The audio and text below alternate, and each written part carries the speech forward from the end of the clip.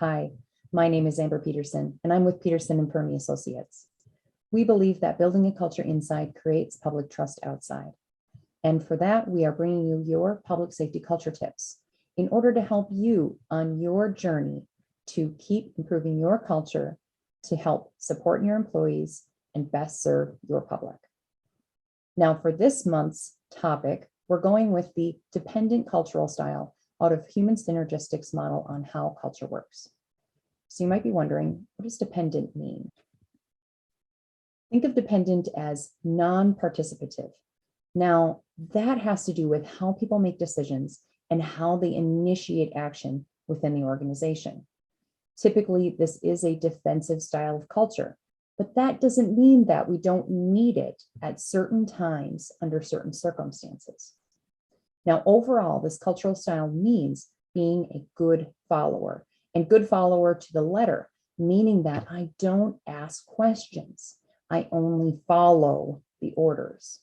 It also means always looking up for permission, for where to focus, even if this is really strong in expectations in the organization. It might be, where do I focus and when, and how do I go about doing things to such a high degree, as well as being predictable. So that can lead to lack of individual initiative or even lack of spontaneity or creativity in how I do my job.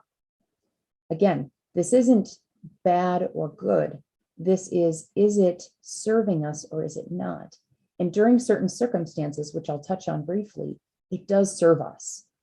But most of the time, this gets in the way. Now, in public safety, sometimes I hear, because my sergeant told me so. And really, that makes me pause and wonder, are we following orders just to follow orders?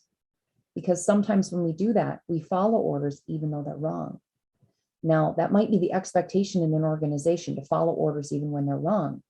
And this gets in the way of good discernment, good judgment, good ethics, which we want people to have and follow. What I've also heard is I need to check with my supervisor first. And in some circumstances, this is very appropriate.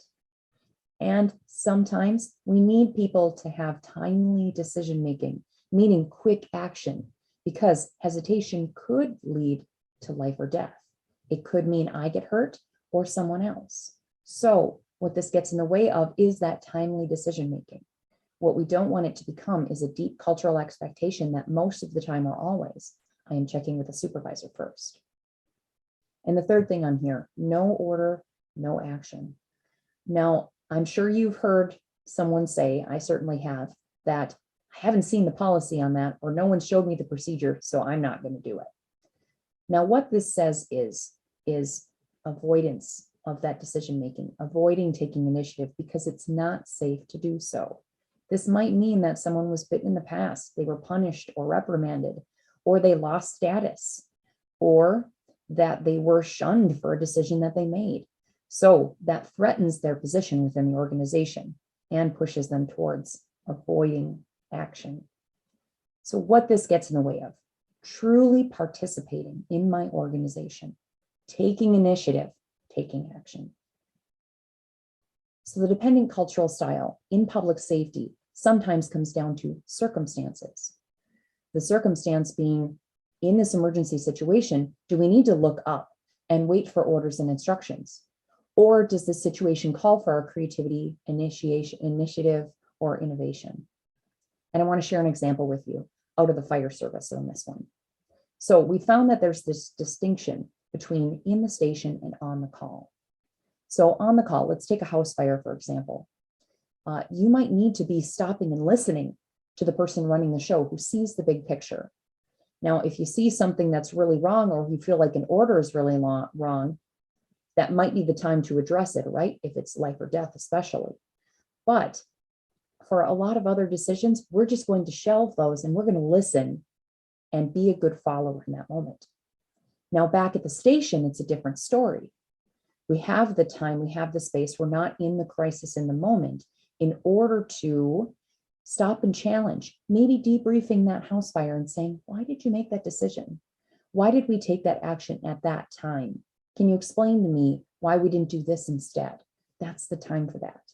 As well as maybe I see something that needs fixing around the station, or perhaps there's a need within our public. I'm going to create a program around it or get on a committee in order to address this policy that needs polishing or creating. That's the initiative that we need. So you can see where this could be circumstantial. Now, how we put this into play to really drive home the initiative that we need, conversations are crucial. The dependent cultural style is really about who do we please to be safe in an organization. Now, this means conversations with your people. That could be with your supervisor, it could be with your direct reports, but conversation. And a few things you can ask as a supervisor. When have I given you the impression that the decision should be yours? Or on a scale of 1 to 10, how supported do you feel to make decisions, either in our organization as a whole or by me in particular? You could also ask, when do you think you need to come to me to ask permission? These are great conversation starters to really dive down into these dependent cultural expectations. If you are a line person, bring these up with your supervisor, start a conversation yourself, take initiative. Now, as a supervisor, part of your job is to help clear up that mixed messaging. As a leader, what can you do to clear up that mixed messaging? You get together with your team or your peers and you set clear expectations and boundaries. When do you want people to be making decisions and how? When do you want them to come to you for permission and how? Now, I know this can't be done in every single circumstance, but in the grand scheme, I know you can do it. The second part of this is you have to share those expectations and boundaries and get some conversations started with your people around them. And especially if you're at the mid-level of leadership, you have to start some conversations with the people above as well. Because the third part of this is to model this really, really well, up and down. People are watching and they're looking to you. What do they do? And so how should I act? And the third part of this is to help people be confident in taking initiative. So again, another conversation starter. When is it important to take initiative? Ask someone this, and then make the offer. How can I help you take confident action? Thank you for your time today. If you have any questions or are wondering how to bring this to your organization, or even other questions to ask to help people get in that achievement zone and how they can take initiative versus depend on others to take action, give me a call, send me an email, amber@petersonperme.com. And as always, stay safe and take care.